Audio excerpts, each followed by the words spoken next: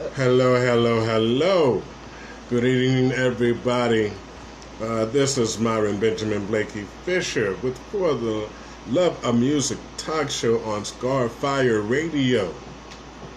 How are you doing?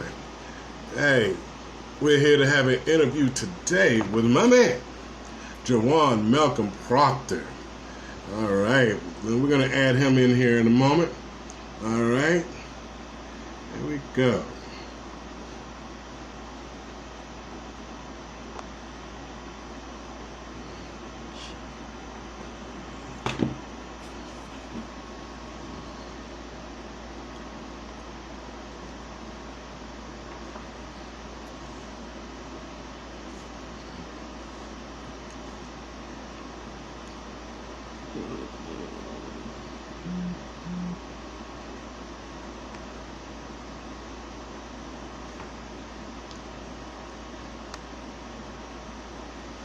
Right. Right. Hey, go. Hello, hello. I don't have a picture of him on here. Why can't I see this guy?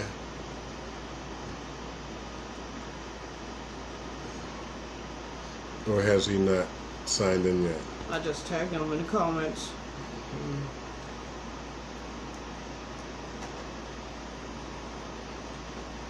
And everyone. All right. Click on the, it. huh? Click on it. Ah.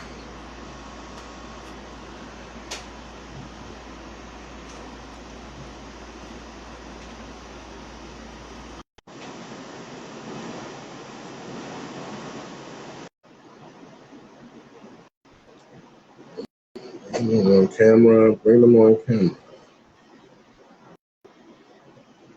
All right. Here we go. Here we go. Hello. How you doing? All right. Hello, I'm good. Yeah, good to see you. It's a little crazy today, but it's hot today. It's like 91 degrees outside. All right. All right. Give me 1 second. I'm trying to adjust my sound. Go ahead. Okay. Can you hear me well? Oh, yeah. I hear you perfectly fine. All right. All right. No, wait a minute. I'm doing something that's not right here. I only got half a head. What am I doing with a half a head? You gotta lean it back some. All right. Well, let me lean it back some and chill. All right. So, good. My brother, now this show, of course, is all about you. And that's what we want to know about. All right. Okay. Again, this is Myron Benjamin Blakey Fisher for the Love of Music talk show on Starfire Radio. And our special guest today is none other than Jawan Malcolm Proctor out of New Jersey. Right. Artist extraordinaire. So tell me something, brother. People want to know, what are you about? Where you hail from originally, and what's about you?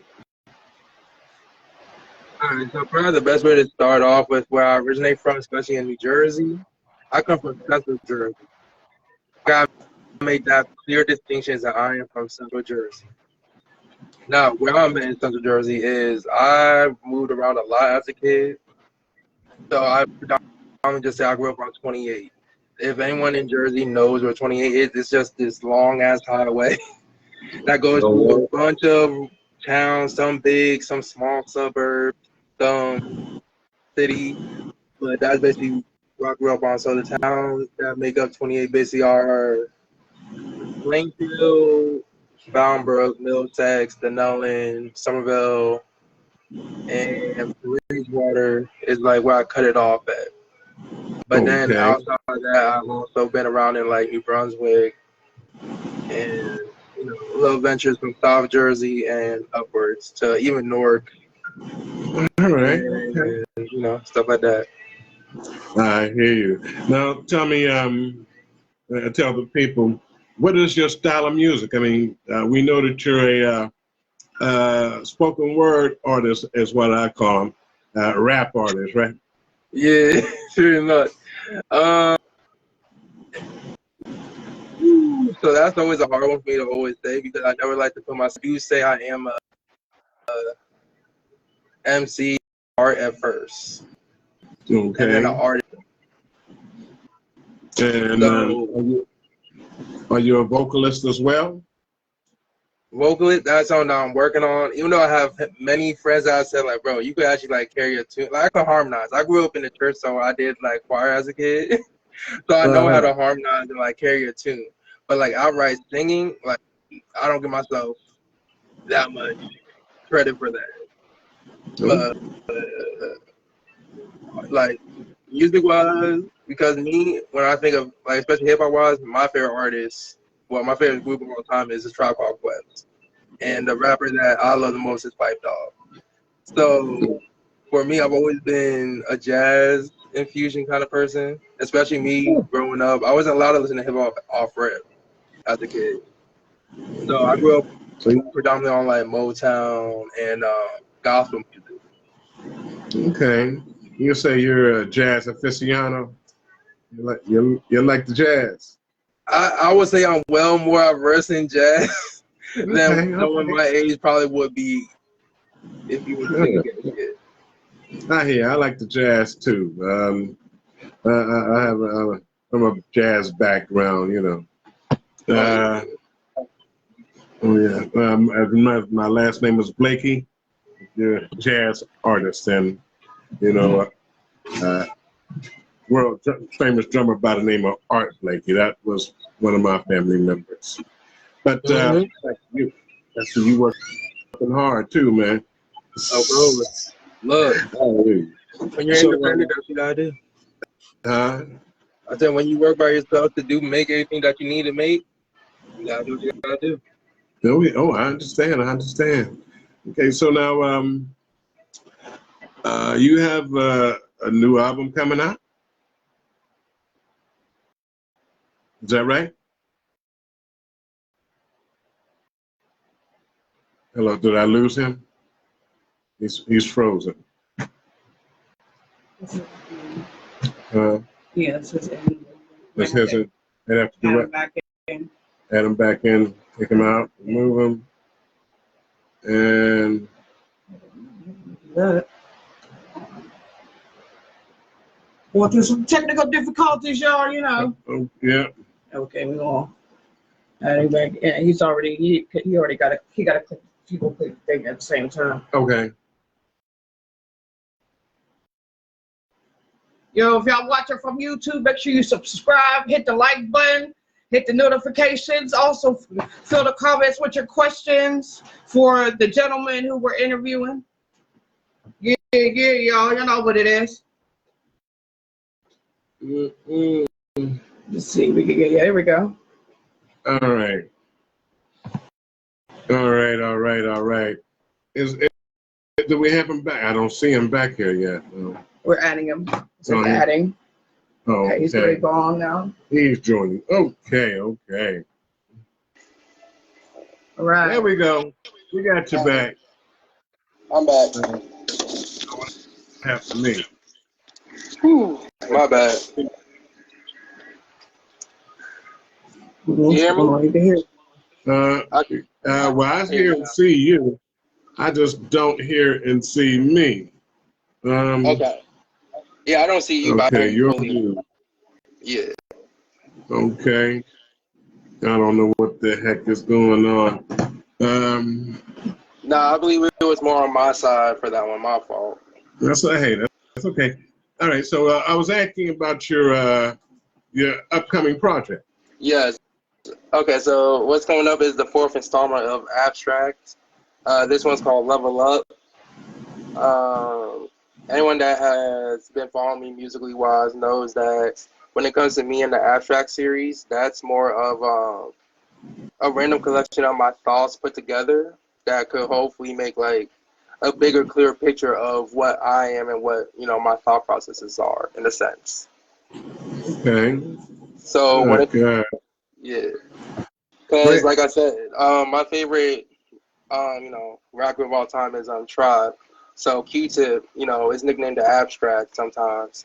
So like that's why I got like the notion or thought of okay, if I was gonna do like a mixtape series or something like that. I would do it with called Abstract, and each abstract has been a different viewpoint or a little time capsule of where I was at that time period. So like the first one, Mental Struggles, was like when I was first really focused on my mental health and like figuring out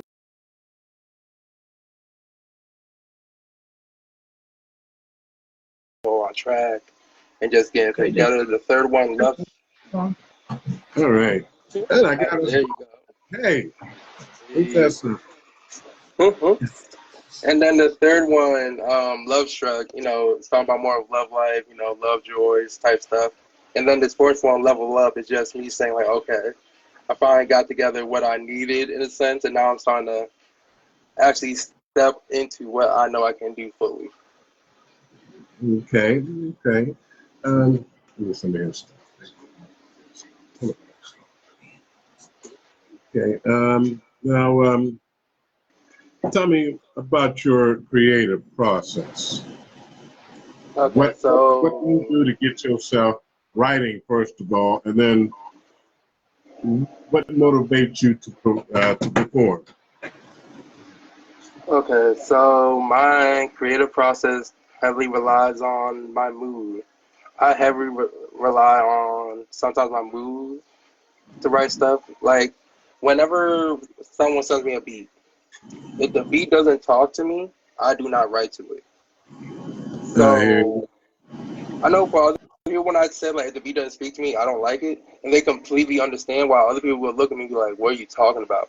And that's where I sometimes will figure out who I can work with routinely and who I can't work with routinely, because that's like saying like, "Oh, your ear's not trained enough to like catch something in a melody, or how a break is, or how someone just hits you in a certain way where you know like, oh, I could build around that and make it, you know, authentically good instead of trying to force yourself to write something that's not, you know, fitting to you per se."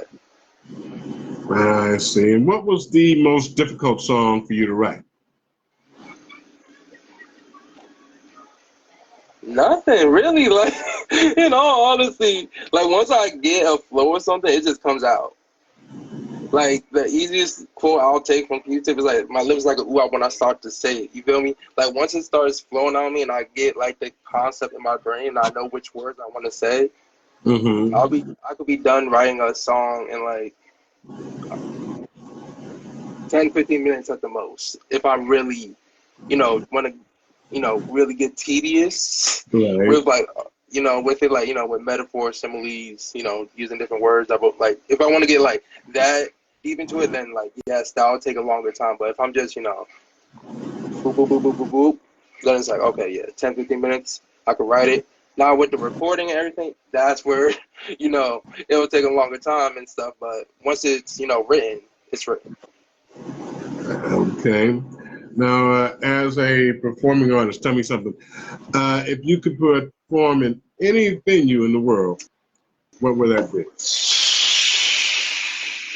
Anything? Oh, Jesus. Any venue in the world. Dang, that. Okay, so obviously, me being from Jersey, the first two off rip in my head is probably definitely like the Prudential Center or MSG, just off it because, you know, hometown or just home area. Okay. Do you have any aspirations of traveling outside the United States and doing things? Or? Oh, musically, oh, definitely would love to travel outside.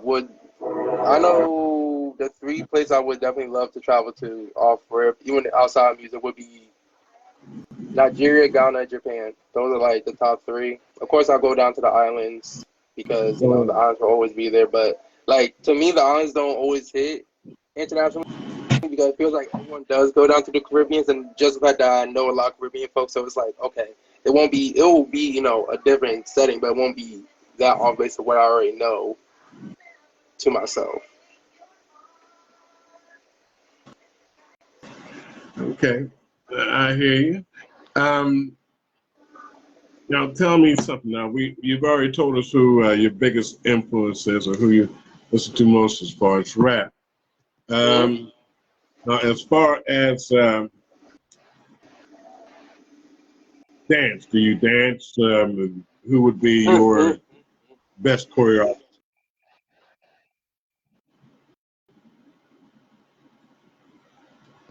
Still with me? I think I lost him again. Yeah, signal probably.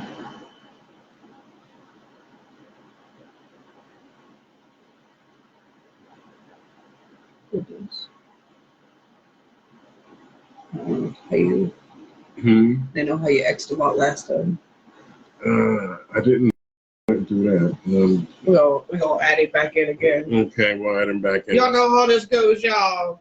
Y'all know how this goes. No results. Okay, wait a minute. No. Just wait till you see the thing at the bottom. Okay.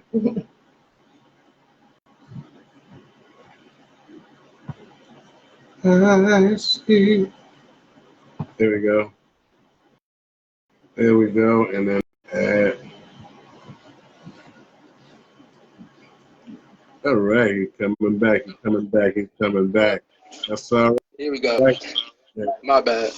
Like I said, this workspace sometimes get crazy. Something else, man. But we love it and then we hate it. So yeah. Okay, but you said choreographer also. That gave me a good second to think to myself about the choreographer part. But when it comes to choreography, I don't really have a favorite choreographer. I will not lie to nobody. But if I said just who dancing wise, to me, even though like I'm a bigger person, I always love dancing. I grew up doing tap, ballet type stuff. Oh, Bojangles. Yeah, I had to take that because, like I said, I did tap dancing back in the day. So that. Bojangles, okay. I watched Wild Shirley Temple when I was a kid. Yeah, Bojangles is a high stepper now, so you talking some real stuff, classic too, Yeah. Now, go ahead. No, go ahead. I'm listening. Oh no, because I always loved dancing, especially growing up, like in this area, or even when I was a kid. Something that people know Jersey a little bit for, especially with Uzi, blowing up over it, was Jersey club music a lot. So us dancing was like a normal thing. We always were moving. We always were outside, running, jumping, whatever. So it was like moving's just normal. Okay. Now not to ask you to put you on Front Street, but about how young are you? Let's see what your generation is. Oh, I'm 28. I was born in '94. I was born on probably one of the funnest days in hip hop. I ain't gonna lie to nobody. It depends on how you view certain things, but it's definitely one of the more interesting days of hip hop. Okay.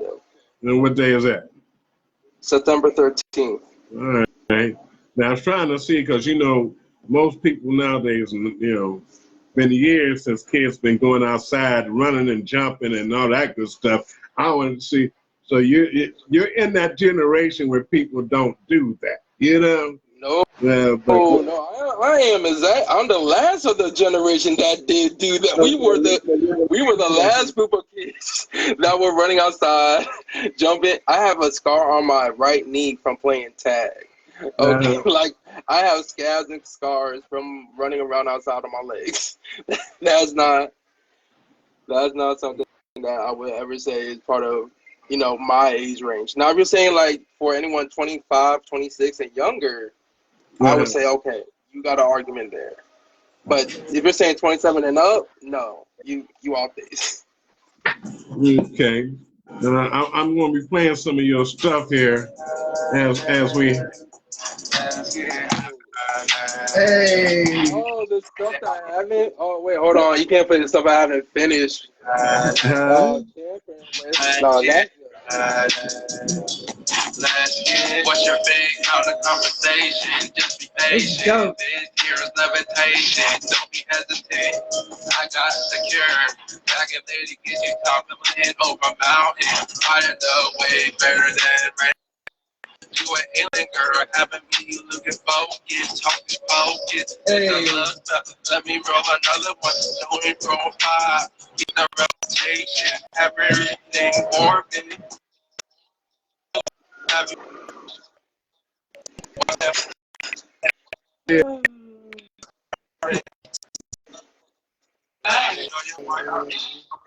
Mama house, taking it up. She like that OG flavor, savor. What I be doing, don't be in confusion. You are more than perusing. We. All right.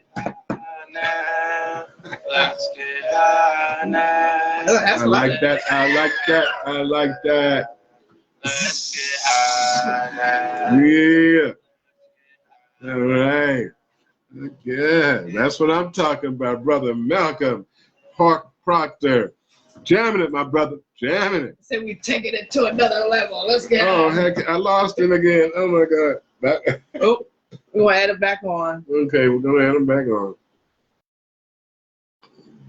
That's a jam right there, man. Let's get high, man. That's dope. That's it. Make me want to smoke a blunt. Now, I don't do things like that. Lord, I don't care. I'm a herbalist. Got any edibles? Give me some chocolate candy. And, Herbalist, man. Mm. And some Oreos. Hey, big up to the dispensary on 8th Avenue. Mm. Yeah, And yeah. Homestead. They soon to be one of our sponsors. Right in Homestead. He hasn't come back. He's probably having some problems. But again, this is Myron Benjamin Blakey Fisher for the Love of Music talk show. I'm waiting on my buddy to come on back in here. I think I got him. All right. Let's get high, man. Yeah. Let's get high, man. Yeah. And that sounds good, my brother. Let's get high. Yeah. You know, I can't smoke that stuff, you know.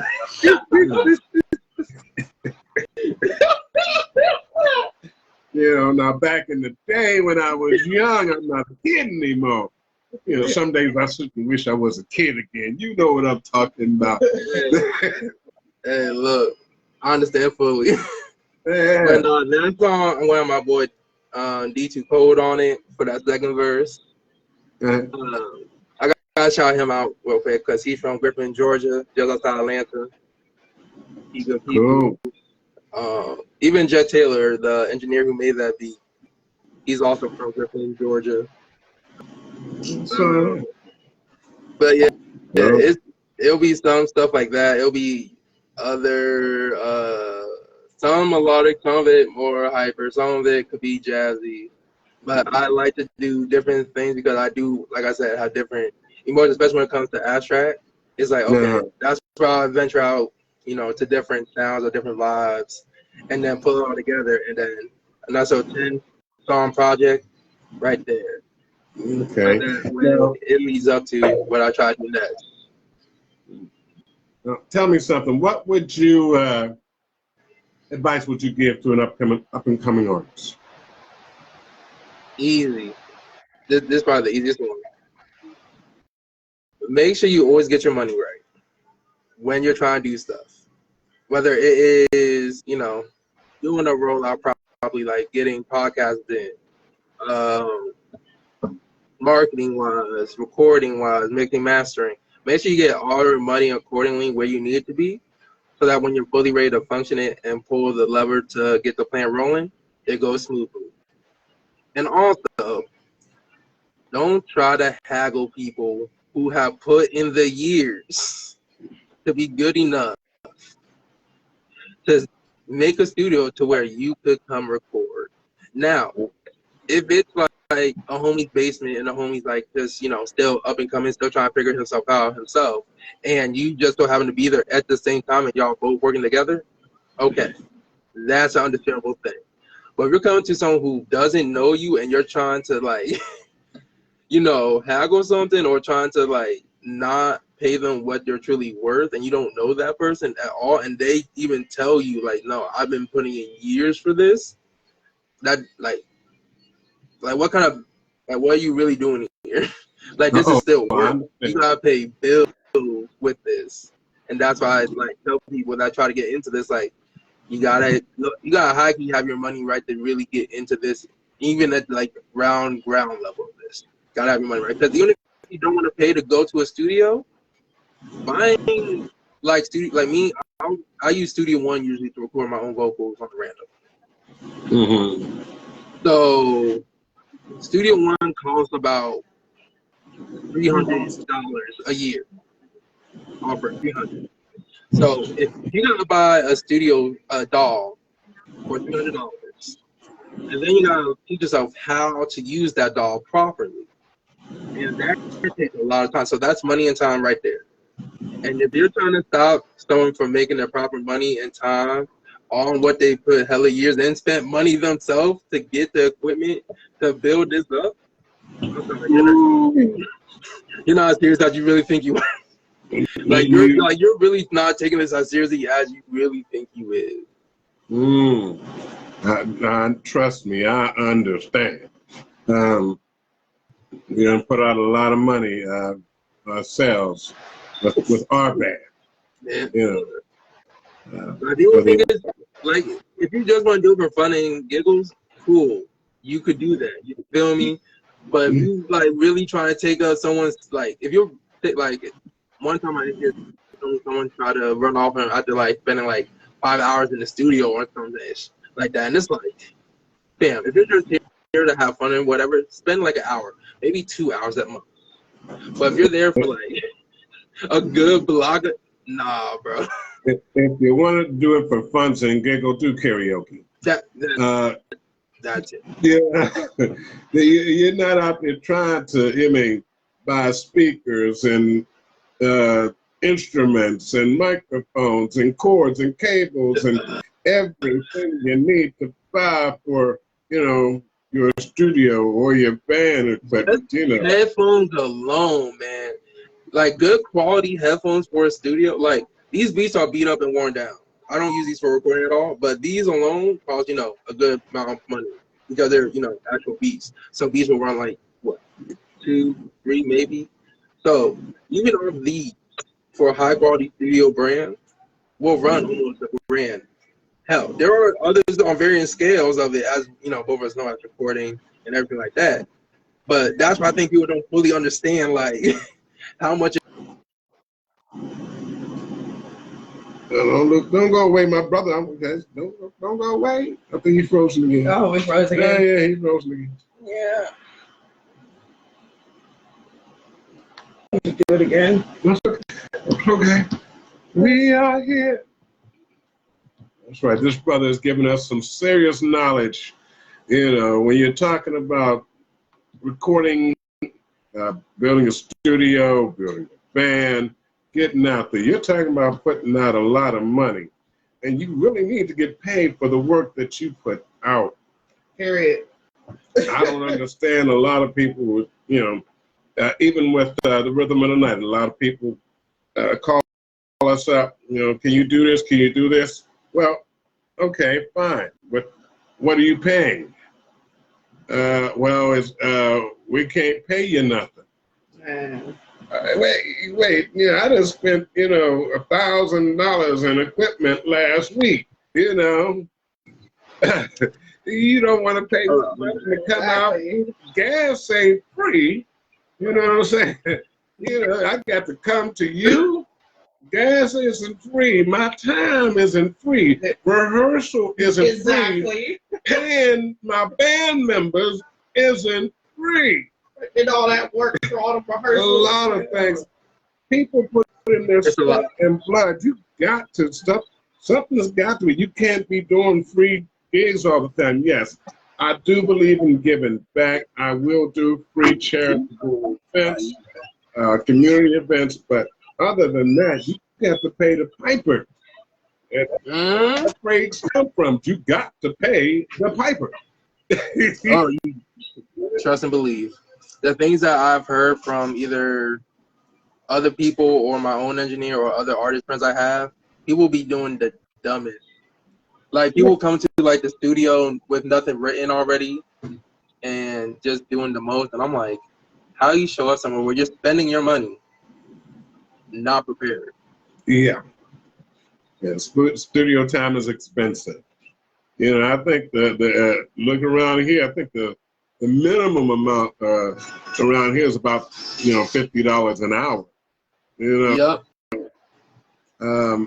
so you're That's like cheap end. yeah, that's a cheap end. So yeah, you're right, man. You got to get paid for what you do. Still with me again? Yeah. No, I think he left. We left. He gone again. Go, Gone. go. Gone.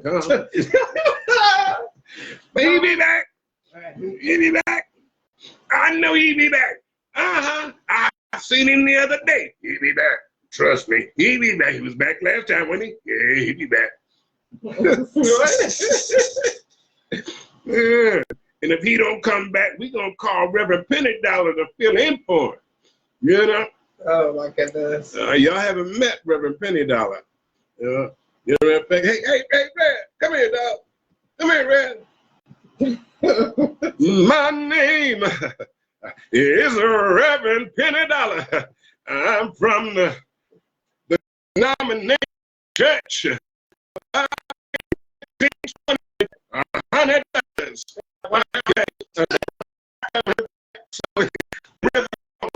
You later, all right? All right. He's coming back in and look like, man, my sinus is just messing up. Decline? What? No. I don't. The little red thing said decline. I ain't declined nothing. Adding. There you go. But yes, you were right. Because I have seen some posts where you have said like, "Oh, people don't want to pay properly." I'm like, I don't get it. Like people be like, "Oh, I love art so much, but don't want to pay artists, no matter what the medium is properly." Exactly. Right. It's crazy, man, the way they treat artists. I mean, you wouldn't expect, somebody to paint, like Rembrandt, not, pay. But then they didn't pay them either. They really didn't. They didn't get, artists like that. They really didn't get famous until they died. Then everybody started paying money for them. You know what I'm saying? Crazy. That's not the way it works. That's not the way it works. Yeah. But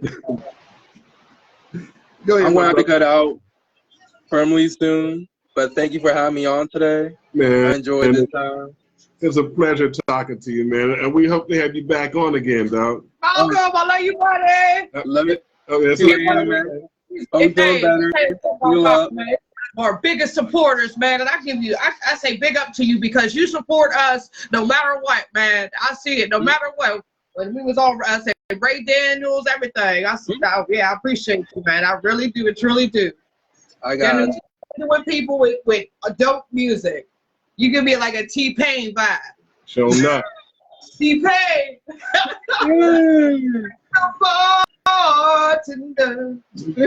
She's acting up now. She's actually recuperating from some medical issues, and she's not supposed to be. She's just here supporting technically today, but she's acting right now.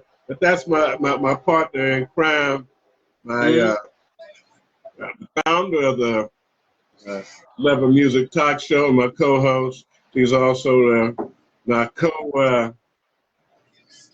co-founder of the Rhythm of the Night Band and my partner on stage. Hey, we do great things together, and we're going to continue to build. My brother, I'm hoping and praying that you continue to build and be strong in what you are each and every day, because I can see you are a good brother, and we give much love to you. Thank you. Much love to you, too. All right, my brother. You take it easy. You too. All right.